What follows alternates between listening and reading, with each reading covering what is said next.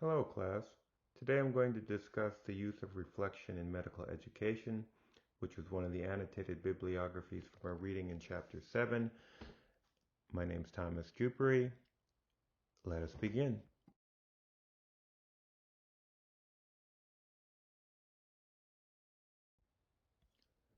Reflection. Reflection is a metacognitive process of looking and thinking with thought at self-behavior, knowledge, and learning to improve applications of future self-behavior, knowledge, and learning. Can you repeat that, please? At its core, reflection is the deliberate process of looking at personal actions or behaviors with the intent of improving those actions or behaviors in the future. The process of reflection can begin anywhere in the cycle.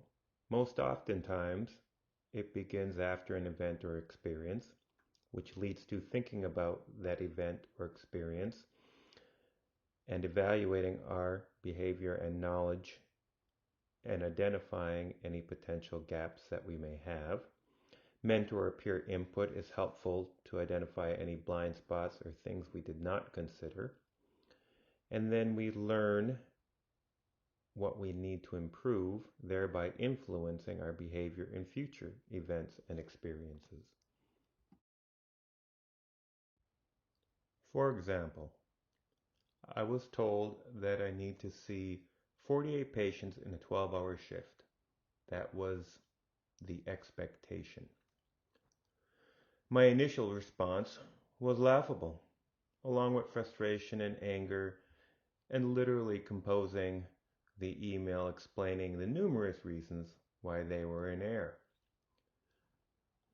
In-depth thought and reflection as to why I felt this way led me to the conclusion that it likely stems from a feeling of inadequacy, an inability to meet some expectation that I didn't know was out there.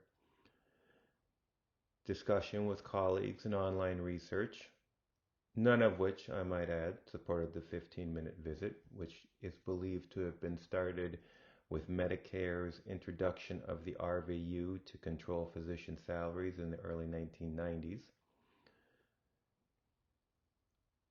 led to my response of an email requesting discussion with the decision maker and why. On further reflection and thought and discussion with mentors, I recognize that I accept that for me, 30 patients plus or minus in a shift is reasonably what I can see and avoid feelings of burnout and frustration. The relevance in self-directed learning is that it allows us to look at our behaviors and actions, reflect upon them, make the necessary changes, and improve future behaviors and actions. As medical professionals, we're expected to be lifelong learners and lifelong self-directed learners. Although the article is clear to say that there is no evidence that indicates that this is a proven form of education enhancement, or that it improves any effect on clinical practice or improved patient care. The bottom line, you decide. Is this type of learning enhancement something that you would benefit from? For those individuals that are open to constructive criticism, I think this type of learning can be very beneficial. However, the first step in success is motivation.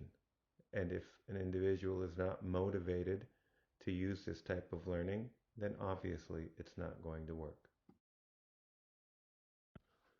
So let's review. First, we need to be able to identify that something needs to change or can be improved. Second, we need to be able to identify our behaviors and knowledge, identify weak points and potential areas of change. Third, it is going to be beneficial to seek feedback from mentors and peers, particularly to identify weak blind spots, but more so with an open mind to receive constructive criticism.